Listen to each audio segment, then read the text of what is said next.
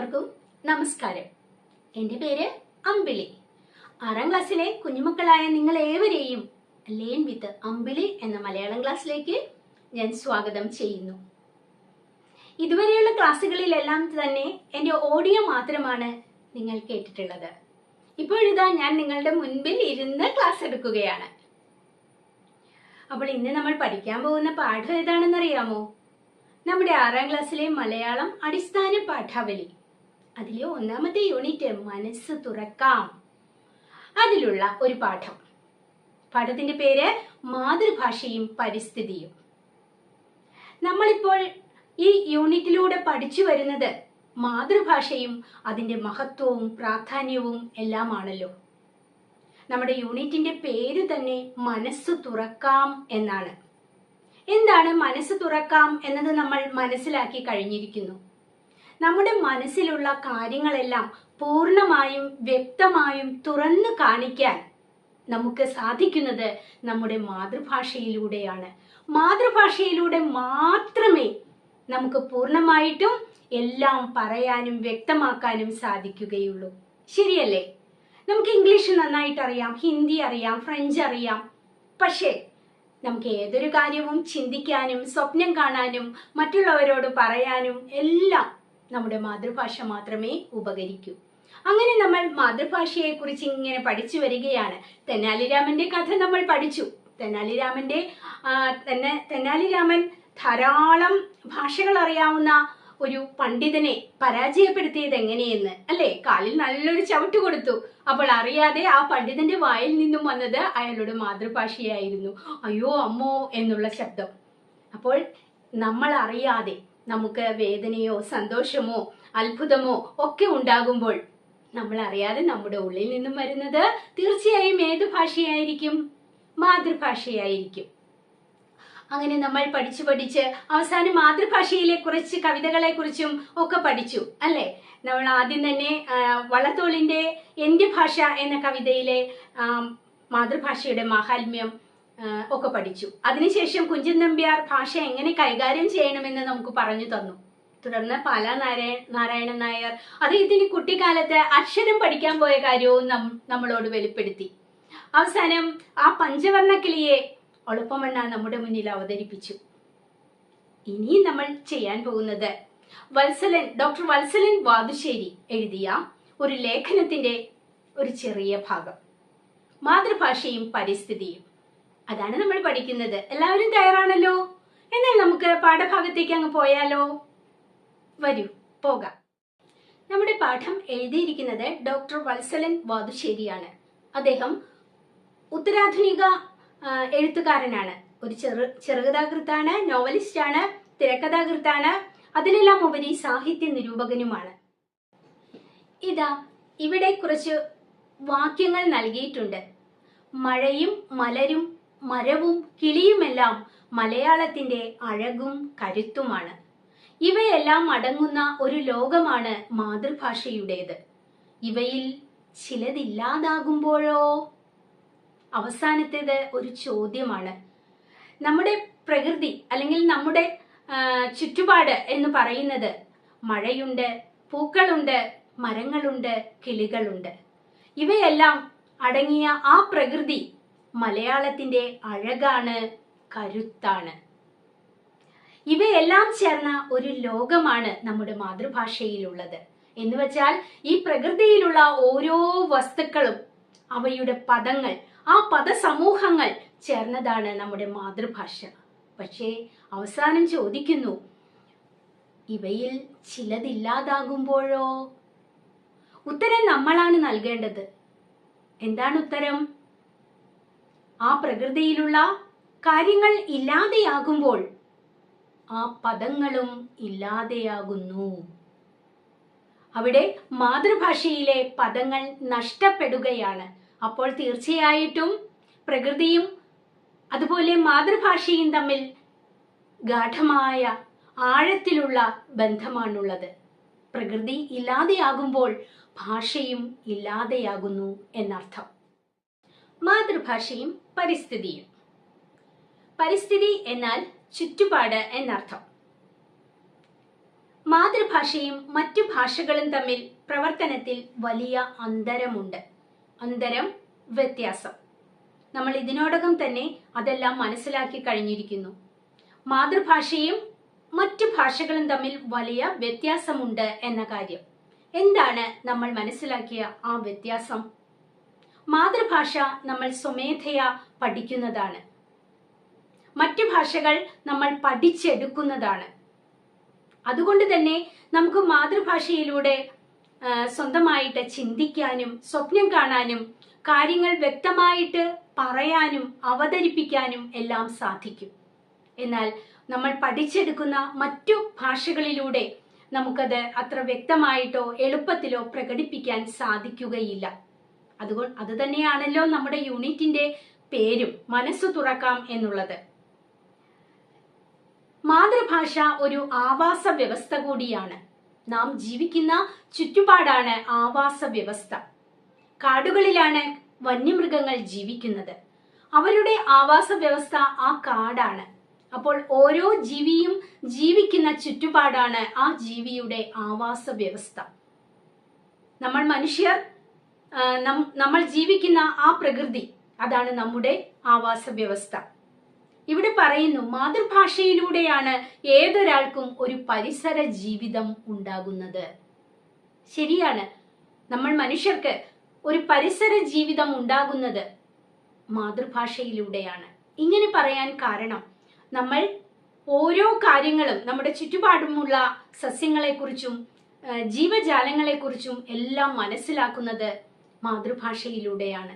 ഒരു കുഞ്ഞ് ജനിച്ച് അവൻ പിച്ച വെച്ച് നടന്നു തുടങ്ങുമ്പോൾ, അവൻ മുറ്റത്തേക്ക് ഇറങ്ങുമ്പോൾ അവന്റെ അമ്മ അവനോട് പറയുന്നു, മോനെ, അതാണ് തെങ്ങ്, അതാണ് മാവ്, ദാ ആ കാണുന്നതാണ് വയൽ, അവിടെ അങ്ങനെ തിങ്ങി നിറഞ്ഞു നിൽക്കുന്നതാണ് പൂക്കൾ.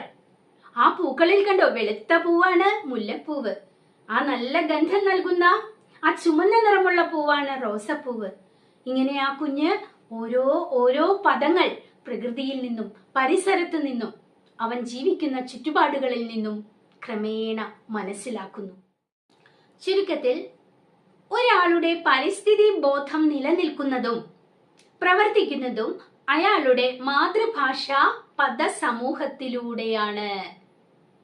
ഒരു വ്യക്തിയുടെ പരിസ്ഥിതി ബോധം നിലനിൽക്കുന്നതും അത് പ്രവർത്തിക്കുന്നതും ആ മാതൃഭാഷയിലുള്ള പദസമൂഹത്തിലൂടെയാണ്. ധാരാളം പദങ്ങൾ അടങ്ങിയതാണ് നമ്മുടെ മാതൃഭാഷ. ആ പദസമൂഹത്തിലൂടെയാണ് ആ വ്യക്തിയുടെ പരിസ്ഥിതി ബോധമെല്ലാം നിലനിൽക്കുന്നത്.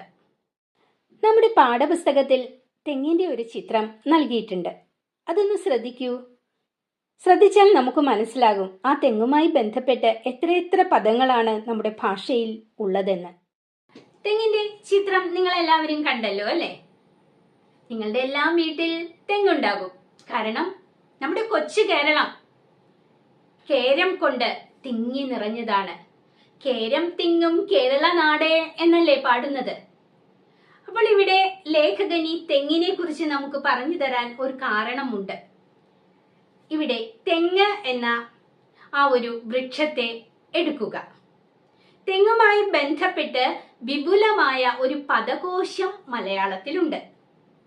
തെങ്ങ്, ഓല, പട്ട, ഈർക്കിൽ, കൊതുമ്പ്, കോഞ്ഞാട്ട, വെള്ളയ്ക്ക, കരിക്ക്, ഇളനീർ, പൊങ്ങ്, കൊപ്ര, വെളിച്ചെണ്ണ, ചിരട്ട, ചകിരി, മടൽ എന്നിങ്ങനെ നീണ്ടുപോകുന്നു ആ പദസമൂഹം. ഒരൊറ്റ മരം, തെങ്ങ്. പക്ഷേ ആ മരവുമായി ബന്ധപ്പെട്ട് എത്ര പദങ്ങളാണുള്ളതെന്ന് നോക്കൂ. അപ്പോൾ പദസമൂഹമാണ് ആ തെങ്ങിലൂടെ നമുക്ക് ഭാഷയ്ക്ക് ലഭ്യമാകുന്നത്. ആ തെങ്ങില്ലെങ്കിലോ, തെങ്ങെന്ന് പറയുന്ന ആ ഒരു മരം ഇല്ലാതായി എന്ന് വിചാരിക്കുക. പിന്നെ ആ പദങ്ങളും ഉണ്ടാകുമോ? അങ്ങനെ വരുമ്പോൾ ഭാഷയിലെ ആ പദങ്ങൾ പൂർണ്ണമായും നമുക്ക് നഷ്ടപ്പെടുകയും ചെയ്യും. ശരിയല്ലേ? അതെ. അങ്ങനെ തെങ്ങുമായി ബന്ധപ്പെട്ട ആ പദങ്ങൾ ഏറെക്കുറെ നമ്മൾ മനസ്സിലാക്കി കഴിഞ്ഞു. ഈ വാക്കുകൾക്ക് തുല്യമായിട്ട് ഒരു പദസമൂഹം അന്യഭാഷയിൽ ഉണ്ടാകണമെന്നില്ല. ഉണ്ടാകുമോ? ഇല്ല. ചിരട്ടയെന്നോ മടലെന്നോ തൊണ്ടെന്നോ ചകിരിയെന്നോ ഇളനീർ എന്നോ കോഞ്ഞാട്ട, കൊതുമ്പ് ഇങ്ങനെയുള്ള പദങ്ങൾ മറ്റേതെങ്കിലും ഭാഷകളിൽ നമുക്ക് കാണാൻ സാധിക്കുമോ? ഒരിക്കലുമില്ല. അത് നമ്മുടെ മലയാളത്തിൽ മാത്രമേ ഉള്ളൂ. അങ്ങനെ ഉണ്ടെങ്കിൽ, മറ്റൊരു ഭാഷയിൽ അങ്ങനെ ഒരു പദങ്ങൾ ഉണ്ടെങ്കിൽ അത് പ്രയോഗിക്കാനുള്ള അവസരവും ഉണ്ടാവില്ല. നമ്മുടെ വീടിന്റെ പരിസരങ്ങളിൽ ധാരാളം ഔഷധ സസ്യങ്ങളുണ്ട്. ഔഷധ സസ്യം എന്ന് പറഞ്ഞാൽ നമുക്ക് എന്തെങ്കിലും രോഗങ്ങൾ വരുമ്പോൾ അതിന് പ്രതിവിധിയായി ഉപയോഗിക്കുന്ന, മരുന്നായി ഉപയോഗിക്കാൻ പറ്റുന്ന സസ്യങ്ങൾ. അങ്ങനെ നമ്മുടെ വീടിന്റെ ചുറ്റും എവിടെ നോക്കിയാലും നമുക്ക് ഔഷധ സസ്യങ്ങളെ കാണാം. ഔഷധ സസ്യങ്ങളെ കുറിച്ച് പറഞ്ഞപ്പോൾ ഞാനൊരു കുഞ്ഞു കഥ നിങ്ങൾക്ക് പറഞ്ഞു തരാം. പണ്ട് ഗുരുകുല വിദ്യാഭ്യാസമാണല്ലോ നടന്നിരുന്നത്. കുട്ടികൾ ഗുരുവിന്റെ വീട്ടിൽ താമസിച്ച് പഠിച്ച് വിദ്യയെല്ലാം നേടിക്കഴിയുമ്പോഴാണ് സ്വന്തം ഗൃഹങ്ങളിലേക്ക് മടങ്ങുക. അനേക വർഷം ആ കുട്ടികൾ ഗുരുകുലത്തിലായിരിക്കും പഠിക്കുന്നത്. അങ്ങനെ ഒരു വിദ്യാർത്ഥി, അദ്ദേഹത്തിന്റെ പേര് ശാർഗധരൻ എന്നാണ്, വിദ്യകളെല്ലാം പഠിച്ചു. ആ വിദ്യാഭ്യാസം ഇതാ അവസാനിക്കാൻ പോകുന്നു.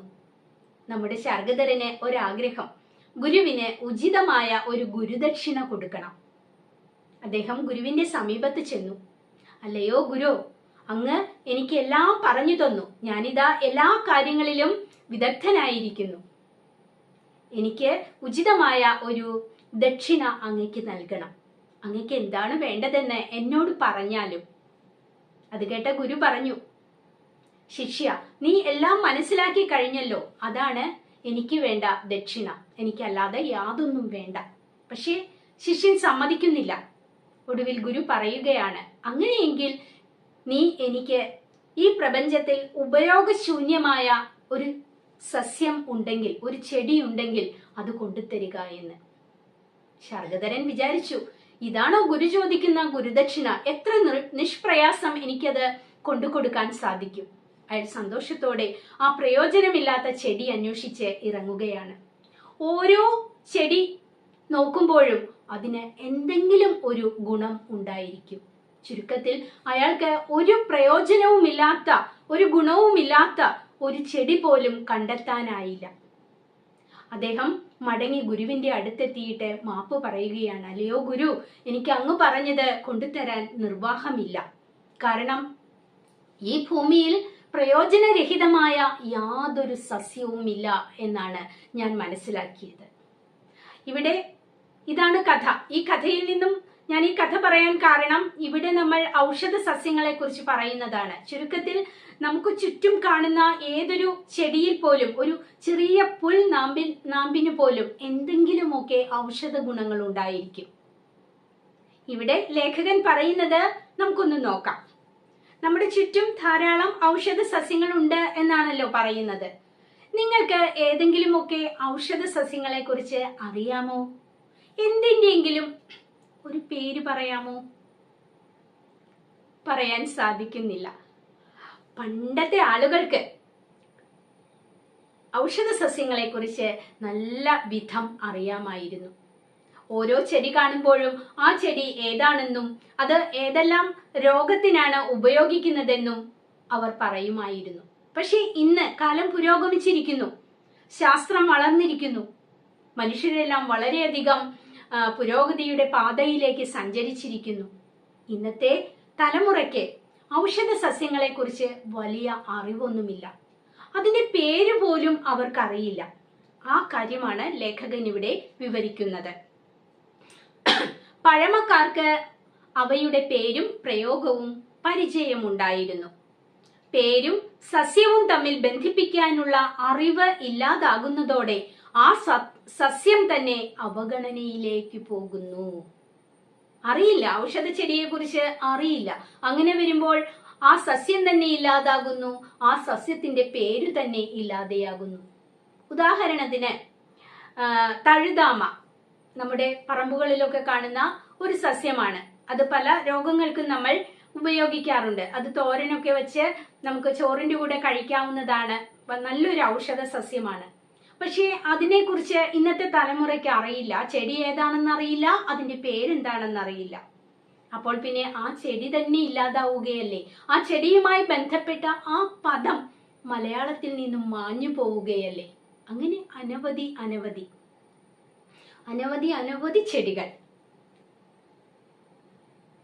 പേരും ഔഷധ ഗുണവും അറിയാത്തത് കൊണ്ടാണ് നമ്മുടെ ചുറ്റുപാടുമുള്ള ഔഷധ സസ്യങ്ങളെ നാം നശിപ്പിച്ചു കളയുന്നത്. നമുക്കറിയില്ല നമ്മുടെ ചുറ്റുമുള്ള ഔഷധ സസ്യങ്ങൾ ഏതൊക്കെയാണ്, അതിന്റെ ഗുണം എന്താണ്, അതിന്റെ പേരെന്താണ്, ഇതൊന്നും നമുക്കറിയില്ല. അതുകൊണ്ട് തന്നെ നമ്മൾ അതെല്ലാം നശിപ്പിച്ചു കളയുന്നു. കാലക്രമത്തിൽ ആ ഔഷധ സസ്യങ്ങൾ ഇല്ലാതെയാകുന്നു, അതിന്റെ പേരുകൾ ഇല്ലാതെയാകുന്നു. പേരുകൾ ഇല്ലാതെയാകുമ്പോൾ ഭാഷയിലെ പദങ്ങളും ഇല്ലാതെയാകുന്നു, പദസമൂഹം കുറയുന്നു. ഇപ്പോൾ ഏകദേശം മനസ്സിലായി വരുന്നുണ്ടാകും പരിസ്ഥിതിയും അതുപോലെ ഭാഷയും മാതൃഭാഷയും തമ്മിലുള്ള ബന്ധത്തെക്കുറിച്ച്. പരിസ്ഥിതി ഇല്ലെങ്കിൽ ഭാഷയുമില്ല. പരിസ്ഥിതി നശിക്കുമ്പോൾ ഭാഷയും നശിക്കുന്നു. കാരണം ആ പരിസ്ഥിതിയാണ് ഭാഷയിലെ പദസമൂഹങ്ങൾ. അങ്ങനെ നമ്മുടെ പദശേഖരത്തിലെ കുറവ് പരിസ്ഥിതിയെ നേരിട്ടു തന്നെ ബാധിക്കുന്നു. ഞാനൊരു കാര്യം ചോദിക്കട്ടെ, നിങ്ങള് നെൽകൃഷി ചെയ്യുന്ന വയലുകൾ കണ്ടിട്ടുണ്ടോ? പലരും കണ്ടിട്ടുണ്ടാവില്ല. പക്ഷേ കുറെ കാലം മുമ്പ് നമ്മുടെ കേരളത്തിൽ എവിടെയും നെൽകൃഷി ചെയ്യുന്ന വയലുകളായിരുന്നു, പച്ച പിടിച്ച പാടശേഖരങ്ങളായിരുന്നു. ഇന്ന് അവയെല്ലാം നമുക്ക് നഷ്ടപ്പെട്ടുകൊണ്ടിരിക്കുകയാണ്.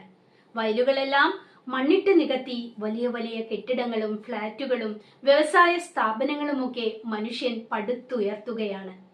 കൃഷി നമ്മുടെ നാട്ടിൽ കുറഞ്ഞിരിക്കുന്നു. നെൽകൃഷി, എന്റെയൊക്കെ കുട്ടിക്കാലത്ത് എൻ്റെ വീടിന്റെ ചുറ്റുപാടുമെല്ലാം നെല്ല് കൃഷി ചെയ്യുന്ന വയലുകളാണ്. അതുകൊണ്ട് തന്നെ ആ നെല്ല് എങ്ങനെയാണ് കൃഷി ചെയ്യുന്നത് എന്ന് എനിക്ക് അറിയാമായിരുന്നു. കന്നുപൂട്ടുക കേട്ടിട്ടുണ്ടോ? ഇല്ല. വെള്ളം തേവുക കേട്ടിട്ടുണ്ടോ? ഇല്ല. അതെ, ഈ പാടശേഖരങ്ങളിലേക്ക് വേണ്ട വെള്ളം കിണറുകളിൽ നിന്നും കുളങ്ങളിൽ നിന്നും തേവി എടുത്താണ് ഉപയോഗിച്ചിരുന്നത്, തേവുകൊട്ട ഉപയോഗിച്ച്. അപ്പോൾ അവിടെ തേവുകൊട്ട എന്നൊരു വാക്ക്, തേവുക എന്നൊരു വാക്ക്. അതുപോലെ കന്നുപൂട്ടുക, കന്നുകാലികളെ, കാളകളെയും പോത്തുകളെയും ഒക്കെ നുകത്തിൽ ബന്ധിച്ചാണ് നിലം ഉഴുതുകൊണ്ടിരുന്നത്. ഇന്ന് കാലം മാറിയപ്പോൾ, ശാസ്ത്രം വളർന്നപ്പോൾ അവിടെ ട്രാക്ടറും ട്രില്ലറും ഒക്കെ വന്നു. അതുപോലെ വെള്ളം തേവുന്ന സ്ഥലത്ത് മോട്ടോർ പമ്പ് സെറ്റുകൾ വന്നു.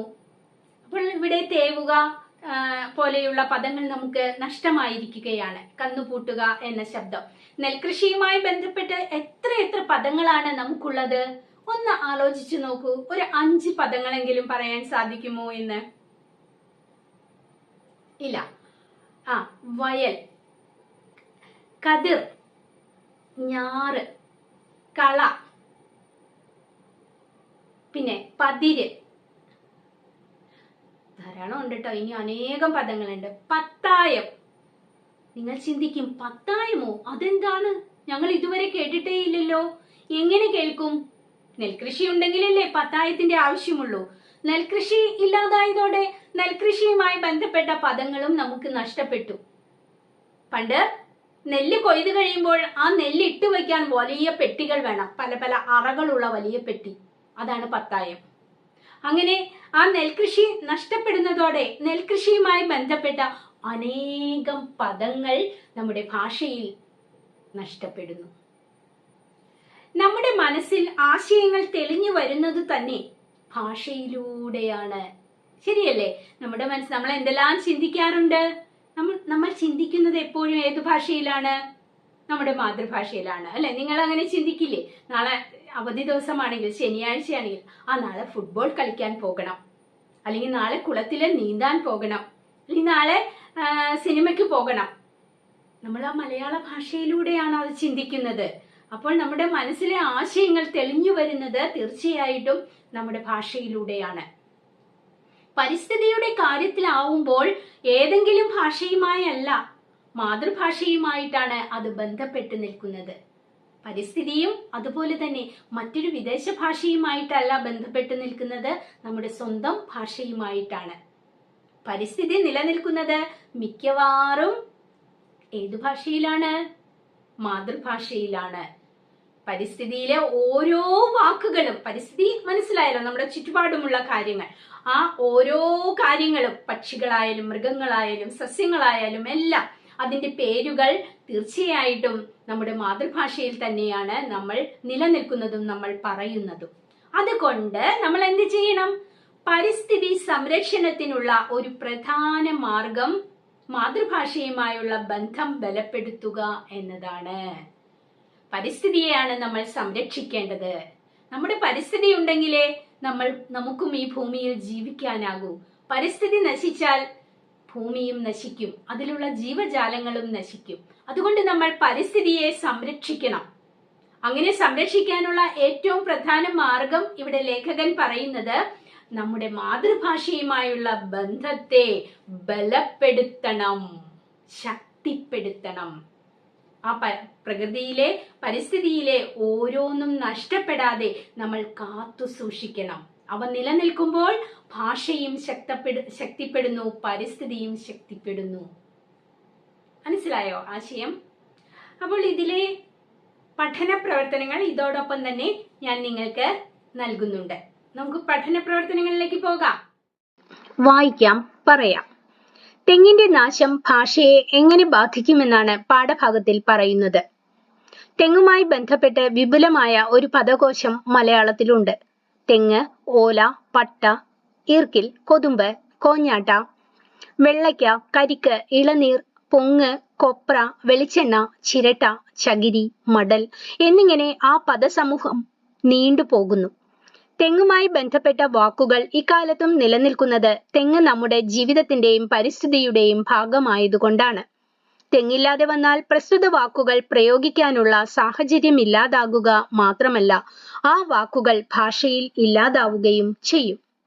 പരിസ്ഥിതി സംരക്ഷണത്തിനുള്ള ഒരു പ്രധാന മാർഗം എന്താണ്? മാതൃഭാഷയുമായുള്ള ബന്ധം നിലനിർത്തുകയും ബലപ്പെടുത്തുകയും ചെയ്യുക എന്നതാണ് പരിസ്ഥിതി സംരക്ഷണത്തിനുള്ള പ്രധാന മാർഗം. ഇല്ലാതാവുന്ന വാക്കുകൾ. മാതൃഭാഷയും പരിസ്ഥിതിയും എന്ന ലേഖനഭാഗം വായിച്ചല്ലോ. നിങ്ങളുടെ നാട്ടിലെ സസ്യങ്ങൾ, പക്ഷികൾ, കൃഷി, ആഹാരം തുടങ്ങിയവയുമായി ബന്ധപ്പെട്ട് മുമ്പ് പ്രചാരത്തിലുണ്ടായിരുന്ന വാക്കുകൾ മുതിർന്നവരോട് ചോദിച്ച് കണ്ടെത്തൂ. അവ ഇപ്പോൾ ഉപയോഗത്തിലുണ്ടോ? ഇല്ലെങ്കിൽ അതിന് കാരണങ്ങൾ എന്തെല്ലാമാവും? ഗ്രൂപ്പുകളായി തിരിഞ്ഞ് നിങ്ങളുടെ കണ്ടെത്തലുകളെല്ലാം ക്രമീകരിച്ച് ചുമർ പത്രിക തയ്യാറാക്കൂ. ഇവിടെ നമ്മളോടൊരു ചുമർ പത്രിക തയ്യാറാക്കാനാണ് ആവശ്യപ്പെട്ടിരിക്കുന്നത്. വിഷയം എന്താണ്? നമ്മുടെ നാട്ടിലെ സസ്യങ്ങൾ, പക്ഷികൾ, കൃഷി, ആഹാരം ഇവയുമായി ബന്ധപ്പെട്ട് മുമ്പ് പ്രചാരത്തിലുണ്ടായിരുന്ന വാക്കുകൾ, ഇന്ന് ഇല്ലാത്തതുമായ വാക്കുകൾ കണ്ടെത്താനാണ് ആവശ്യപ്പെട്ടിരിക്കുന്നത്. അപ്പോൾ ഞാനിവിടെ ഏകദേശം കുറച്ച് മാതൃക നിങ്ങൾക്ക് നൽകുന്നുണ്ട്. സസ്യങ്ങളാണ് ഞാൻ ആദ്യം നൽകുന്നത്. ഇവിടെ ഒരു ചിത്രമുണ്ട്. ചിത്രം ഒന്ന് കണ്ടു നോക്കൂ. ഇത്തി എന്ന ഔഷധ സസ്യത്തിന്റെ ചിത്രമാണിത്. പഴയ വാക്ക് ഇത്തി. ഇപ്പോഴുള്ള ഉപയോഗം കുറഞ്ഞിരിക്കുന്നു. ഉപയോഗം കുറയാനുള്ള കാരണം ഔഷധ ഗുണം അറിയില്ല. രണ്ടാമതായി നൽകിയിരിക്കുന്ന ഔഷധ സസ്യമാണിത്. ഇതിന്റെ പഴയ വാക്ക് അഗത്തി എന്നാണ്. ഇപ്പോഴുള്ള ഇതിന്റെ ഉപയോഗം കുറഞ്ഞിരിക്കുന്നു. ഉപയോഗം കുറയാനുള്ള കാരണം ഔഷധ ഗുണം അറിയില്ല എന്നതാണ്. ഇതുപോലെ അനേകം ഔഷധ ചെടികൾ നമ്മുടെ നാട്ടിലുണ്ട്. നിങ്ങൾക്ക് അറിയാവുന്നത് ശേഖരിച്ച് ഇതുപോലെ ചുമർ പത്രിക തയ്യാറാക്കുക. അടുത്തത് പക്ഷികളാണ്. ഞാനിവിടെ നൽകിയിരിക്കുന്ന ചിത്രം വേഴാമ്പലാണ്, നമ്മുടെ കേരളത്തിന്റെ ഔദ്യോഗിക പക്ഷി. ഇപ്പോഴുള്ള അവസ്ഥ കാണാനില്ല എന്നതാണ്. കാരണം ആവാസ വ്യവസ്ഥയുടെ നാശമാണ്. വലിയ ഒരു പക്ഷിശാസ്ത്രജ്ഞനാണല്ലോ ഡോക്ടർ സലീം അലി. അദ്ദേഹം പറയുന്നുണ്ട്, അദ്ദേഹം അനേക കൊല്ലങ്ങൾക്ക് മുമ്പ് ഇവിടെ കേരളത്തിലെത്തി ഇവിടെയുള്ള മഴക്കാടുകളിലെല്ലാം ഗവേഷണം നടത്തിയപ്പോൾ എത്രയോ വേഴാമ്പലുകളെയാണത്രേ അദ്ദേഹം കണ്ടത്. പിന്നീട് വർഷങ്ങൾക്ക് ശേഷം അദ്ദേഹത്തിന് വീണ്ടും ഇവിടെ എത്താനും വേഴാമ്പലുകളെ കാണാനുമുള്ള ആഗ്രഹമുണ്ടായി. അതിനുവേണ്ടി അദ്ദേഹം കേരളത്തിലെത്തി. കാടുകളിലെല്ലാം അലഞ്ഞു തിരിഞ്ഞിട്ട് ഒരു വേഴാമ്പലിനെ പോലും അദ്ദേഹത്തിന് കണ്ടെത്താനായില്ല എന്ന് പറയുന്നു. സ്വന്തം കഥയിലാണ് അദ്ദേഹം ഇപ്രകാരം വെളിപ്പെടുത്തുന്നത്. അപ്പോൾ നമ്മുടെ ഈ ഔദ്യോഗിക പക്ഷി പോലും നമുക്ക് നഷ്ടപ്പെട്ടുകൊണ്ടിരിക്കുകയാണ്. വളരെ ഭംഗിയുള്ള തത്ത കാണാൻ മാത്രമല്ല പണ്ടുകാലത്തൊക്കെ ആളുകൾ പിടിച്ച് ഇപ്പോഴും പിടിക്കുന്നുണ്ട്, വളരെ കുറവാണെന്ന് മാത്രം. അതിനെ സംസാരിക്കാൻ വരെ പഠിപ്പിക്കുന്നുണ്ട്. എങ്കിലും പണ്ട് കാലത്ത് നമ്മൾ എല്ലായ്പ്പോഴും കണ്ടുകൊണ്ടിരുന്ന ഈ പക്ഷിയെ ഇന്ന് അധികം കാണാനില്ല എന്ന അവസ്ഥയിലേക്ക് എത്തിയിട്ടുണ്ട്. ഇപ്പോഴുള്ള അവസ്ഥ കാണാനില്ല. അതിന്റെ കാരണം ആവാസ വ്യവസ്ഥയുടെ നാശം തന്നെയാണ്. ഇനി കൃഷി നോക്കാം. പഴയ വാക്ക് വിളനിലം എന്നാണ്. ഇപ്പോഴുള്ള അവസ്ഥ കുറവായിരിക്കുന്നു. കാരണം കൃഷിരീതികൾ മാറിയതാണ്. ഇതാ പഴയ വാക്ക് കന്നുപൂട്ടൽ. ഇപ്പോഴുള്ള അവസ്ഥ കാണപ്പെടുന്നില്ല. കാരണം കൃഷിരീതികൾ മാറി. നിങ്ങൾ കണ്ടിട്ടുണ്ടോ ഇങ്ങനെ കാളകളെ വയലുകളിൽ ഉഴുതുകൊണ്ടുപോകുന്ന ചിത്രം? ഒരിക്കലും കാണാൻ ഇടയായിട്ടുണ്ടാവില്ല. കാരണം ഇന്ന് ഇത്തരത്തിലുള്ള കന്നുപൂട്ടൽ നിലവിലില്ല എന്ന് തന്നെ പറയാം. കൃഷി കുറഞ്ഞിരിക്കുന്നത് മാത്രമല്ല, പുതിയ ആധുനിക മെഷീനറികൾ വന്നതും ഇത്തരത്തിലുള്ള കൃഷിരീതി ഇല്ലാതെയാകാൻ കാരണമായി. ഇതാണ് ഞാൻ ക്ലാസ് എടുത്തപ്പോൾ പറഞ്ഞ പത്തായം. പത്തായത്തിന്റെ ഒരു മാതൃക മാത്രമാണ് ഇവിടെ കാണിക്കുന്നത്. പഴയ വാക്ക് പത്തായം. ഇപ്പോഴുള്ള അവസ്ഥ പത്തായം ഇല്ല, കാണപ്പെടുന്നില്ല. കൃഷിയുണ്ടെങ്കിലല്ലേ അതിന്റെ ആവശ്യമുള്ളൂ. കാരണം നെൽകൃഷി ഇല്ലാതായതിനാൽ. നഷ്ടപ്പെട്ടുകൊണ്ടിരിക്കുന്ന ഒന്ന് രണ്ട് ആഹാരം നോക്കാം. പഴയ വാക്ക് പഴങ്കഞ്ഞി. ഇപ്പോഴുള്ള അവസ്ഥ അതിന്റെ ഉപയോഗം കുറവാണ്.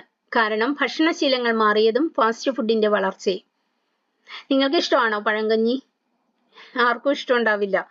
തലേ ദിവസത്തെ ചോറ് വെള്ളത്തിലിട്ട് പിറ്റേന്ന് രാവിലെ ആ തണുത്ത ചോറില് എന്തെങ്കിലുമൊക്കെ കറികൾ ചേർത്ത് ചമ്മന്തിയോ അല്ലെങ്കിൽ അങ്ങനെ അച്ചാറോ മോരോ ഒക്കെ ഒഴിച്ച് കലക്കി കുടിക്കുന്ന വളരെ പോഷക സമൃദ്ധമായ ഒരു ആഹാര വസ്തു തന്നെയാണ് ഈ പഴങ്കഞ്ഞി. പക്ഷെ ഇന്നത്തെ തലമുറയ്ക്ക് പഴങ്കഞ്ഞി ഇഷ്ടമേ അല്ല.